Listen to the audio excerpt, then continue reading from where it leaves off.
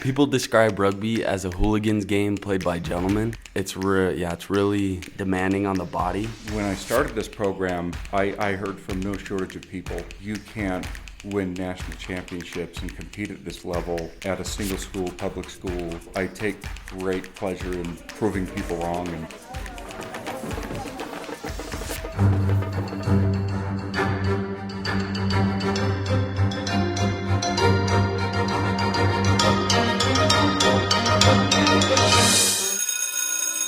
Hello and welcome to the Supercast. I'm your host, Superintendent Anthony Godfrey. They are a fiercely talented team and a force to be reckoned with. On this episode of the Supercast, meet the Herriman High School boys rugby club team and find out how they have risen to become one of the premier programs in the country. In fact, this year they were competing at the highest level, falling just short of a national championship. We're at Herriman High School today talking with three members of the Herriman rugby team who just took second in nationals. Introduce yourself and tell us how many years you've been playing rugby.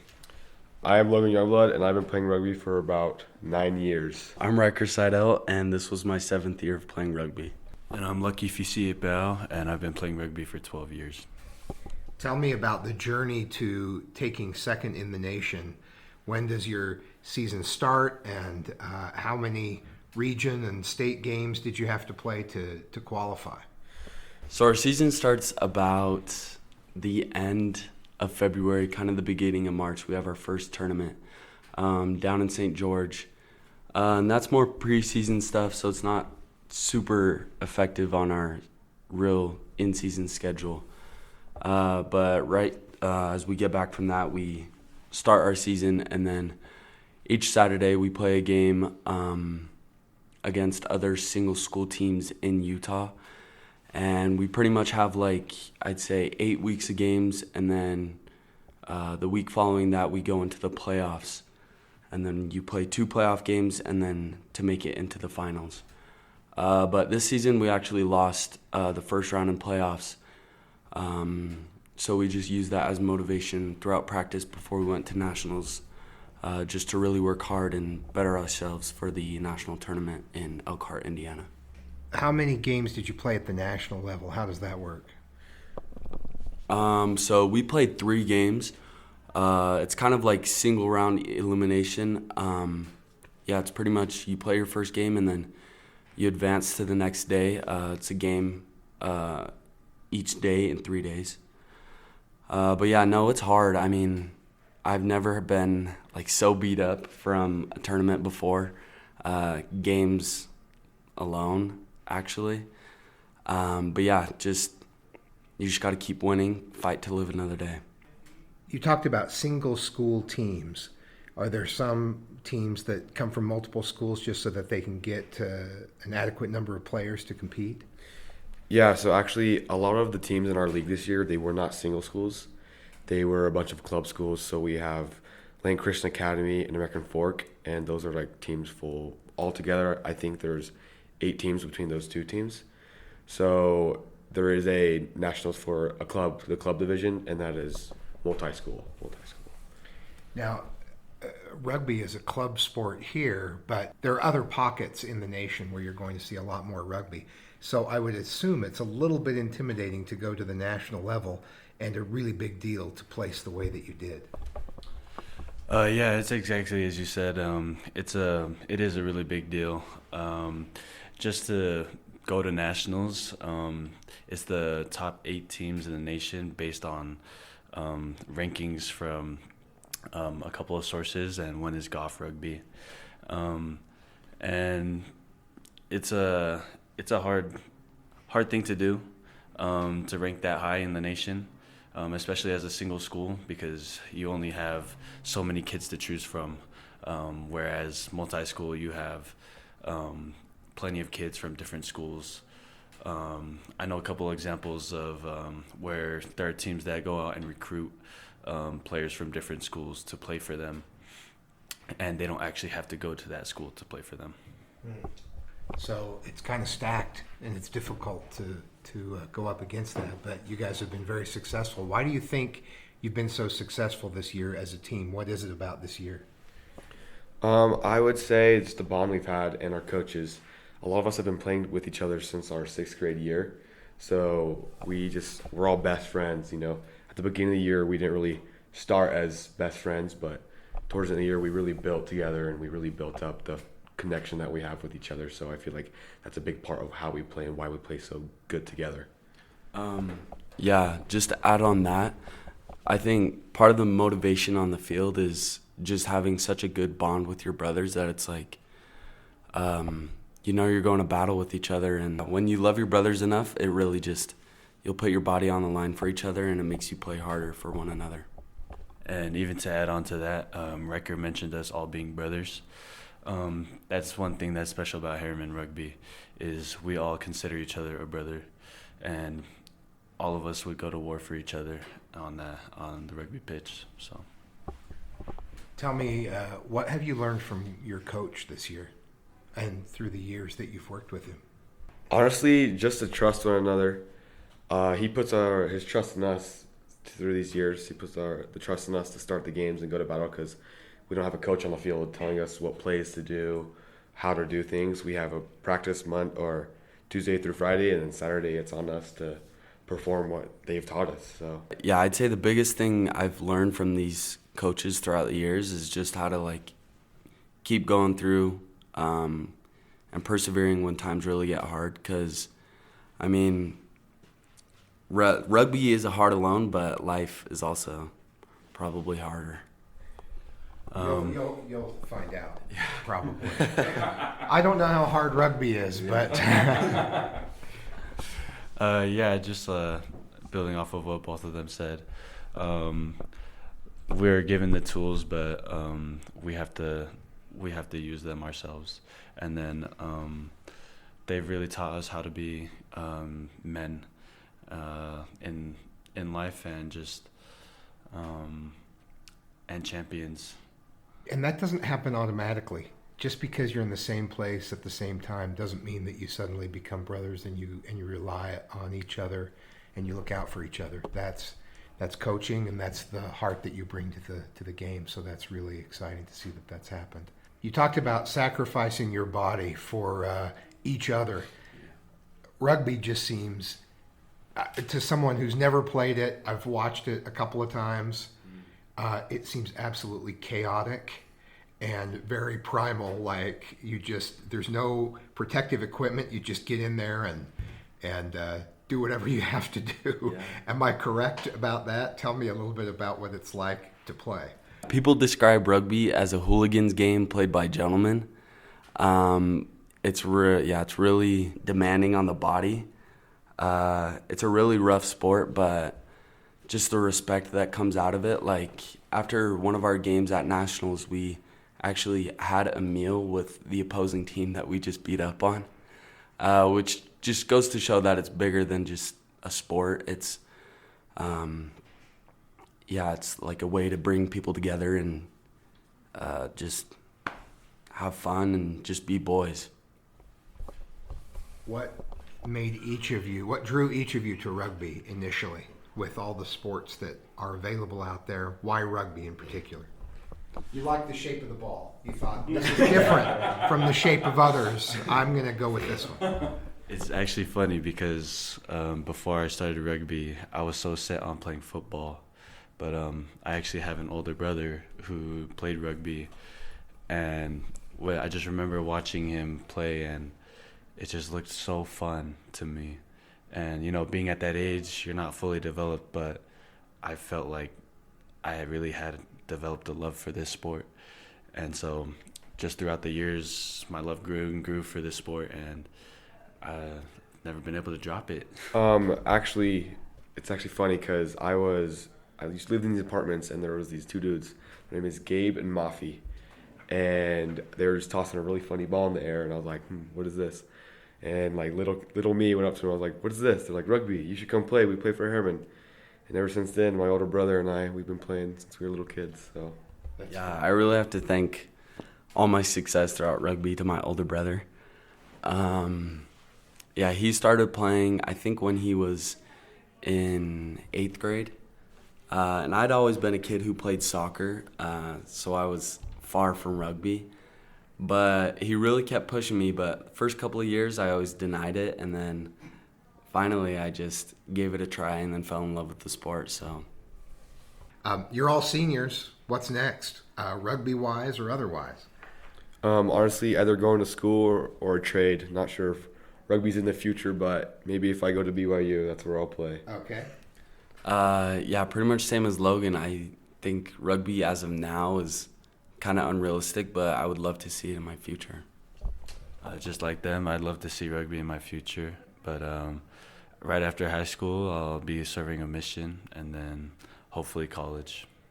To a rugby-friendly country, I hope. Hopefully New Zealand. So. Okay. All right.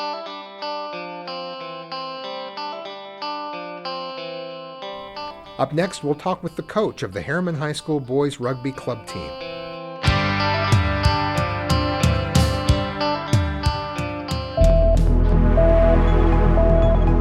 Never miss an episode of the Supercast by liking and subscribing on your favorite podcasting platform. Find transcripts for this episode and others at supercast.jordandistrict.org.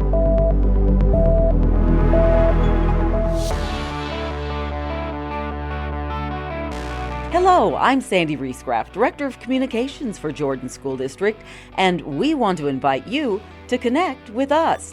So many exciting things are happening in your child's school, your neighbor's school, in every school here every day. Don't miss out on following the fun or simply staying informed when there's important information we need to share. Join us at jordandistrict.org or follow us on Facebook, Twitter, and Instagram at Jordan District. We can't wait to connect. Let's talk with your coach. Tell us a little bit about your time here. Introduce yourself and your role at Herriman High. My name is Jeff Wilson. I am an OG at Herriman High School. I was hired actually before the building was built. So I've been here from day one and was an assistant football coach, which I'm now back to being an assistant football coach again. And in my interview, I asked Mr. Park, at the time, I asked Mr. Park about starting a rugby team here and wanting to spearhead that. I had coached for 10 years previously with the old Highland program and had kind of decided that next challenge was to start a program of my own and see what I could do with it. So got that going year one, and it's just grown ever since. So this will be, they all run together now. I think it's year 25 or 26 coaching. We're thrilled to have you. Herriman Rugby's had a great reputation from day one. For whatever reason, our league decided this year that we as a single school team should play in a league with the club teams, which it makes about as much sense as saying, well, your high school soccer or volleyball team is going to play in a league with the club teams, because we're tired of beating up on all the school teams, which, so it's you're playing against really what have become all-star teams with the multi-school club teams, and we'll compete well with them, and we'll win a lot of those games and so forth. But it's certainly different with your kids coming from one school, right? But I think one advantage that gives us is that I think it means a little bit more to them to represent their school and to feel like, and they play other sports together and they grow up together, and that definitely helps strengthen that bond. And then when we get to nationals, really every school there is a private school, which means they have varsity status at their school. They're extremely well funded. All three of our opponents that we played, Gonzaga, we beat the first round, who's the 7-time champion, and Xavier, who's won some national championships, and then St. Ignatius in the finals. All three of them have a very similar structure. They all have 20-plus paid coaches. Myself and all my coaches are volunteers. They all have these massive budgets, not only for operating their team, but for travel. They all three went and toured Europe during the season with just, again, their kind of that private school money, which, I mean, good for, I'm not criticizing, that's great for them. You didn't tour Europe? We went to Montana. Okay, well, Montana's prettier in some ways. It is. It is. With Bozeman's beautiful. We don't use any of those things as excuses, but we do use those as motivation and maybe have a little chip on our shoulder to want to prove ourselves a little bit and to say, hey, we don't have all of these advantages and we're still competing with you and in a lot of cases beating you. And so because our starting point is a little bit different, it makes it that much more special to see what these kids have accomplished for sure. Having a chip on your shoulder as standard equipment isn't a bad thing. That motivates you. It moves you forward. Absolutely. I have a coaching chip on my shoulder because I grew up with a coach, and my father was a very good coach who I learned a lot from. But I do have a little bit of chip on my shoulder to try and prove myself as well to be me and not just somebody's son. Yeah. Right. So that certainly drives me. I'm curious, what is it about this team that's so special? Well, I think it starts with these three guys as captains and the leadership they provide, and really that closeness, that brotherhood is something that we do preach and is a big part of our culture, but that culture is only as good as the custodians of that, which are our young men. So really, that brotherhood is intentional from them. Just a kind of a quick example of the impact they have. So I have two sons in the program. One's a 9th grader, one's a 10th grader.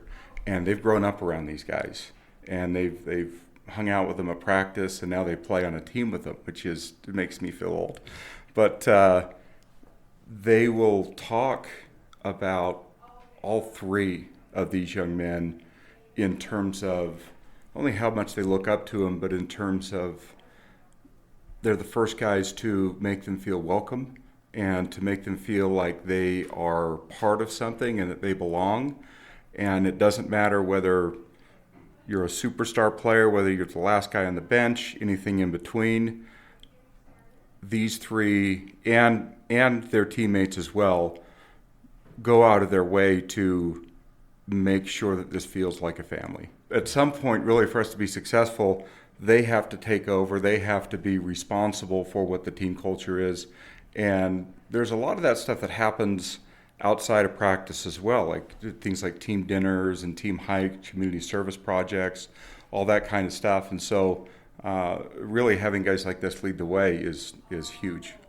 It must be very rewarding to see these great captains, who they've become, and how that gets to impact your own family. Oh, absolutely. It is, at these three, I've literally watched them grow up in front of my eyes. Lucky I've probably known since he was, probably like 6 or 7. So over half his life. He's, as he said, he had an older brother that played, and his dad is also on our staff and is an excellent coach as well. Riker's dad is also on our staff as an excellent coach, as well as doing all our medical. He's a doctor. So these guys, but they all, as they mentioned, they all have older brothers that played. And so I've known all these guys for a long time. I watched them play in Little League, and I got to know them as they were growing up, and to see the young men they've become it's like being a proud papa. It's like watching your own kids grow up. You, speaking of coaching for 25 years or so, you coached one of the teachers here at Herriman. Tell me about that. I actually coached 2 of them. 2 of them, okay. I coached Randy Cameraman in football at Murray High School, and he was my TA for like 5 periods too. So we were pretty close. Murray's pretty easy going about that TA thing. Oh yeah. Well, that sometimes those senior schedules, right? But and then helped Randy get to college, get an opportunity to play football, which actually started my love for helping with that process as well. One of the things I teach here is college athletic recruiting. So I love helping kids find those opportunities. But Randy was really the first one that I was really, just because I cared about the young man, really tried to help him find a place and was able to do that. And then Well done on that front. He's a great teacher and a great asset here. He is fantastic. And then Nick Red, who actually coached before Randy. Nick, I coached my first year out of high school. I took a year between high school and college to try and get bigger to go play college football. And so I ended up coaching Nick Red, who was a sophomore at the time, coached him in football. And these guys were really complimentary of, just as a great teacher. Oh, he is wonderful. And like Randy, he started off in the business world and then came to teaching late. But he was a captain in football and a captain in rugby. He was a rugby player as well. And a good pound for pound, Nick Red is one of the toughest players I've ever coached in my life. He'd go at you. He is the nicest guy in the world, but you get him on the field and watch out. So, but it's been wonderful to have those two guys around and just be able to see them more. And once a guy plays for you, they're always your player. You always have that relationship, that bond, so forth. In fact, I still have to watch myself, or I still call him, oh, Nick's a great kid, Randy's a great kid. Obviously, they're not kids anymore, but they'll always be your players. Yeah, I love that. Well, obviously, the lessons and the relationships continue for a long time. Congratulations on a great team, great captains, a great career, and a fantastic season. Appreciate it. Thank you very much.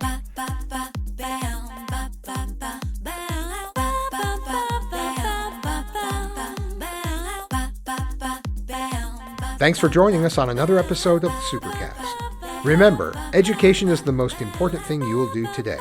We'll see you out there.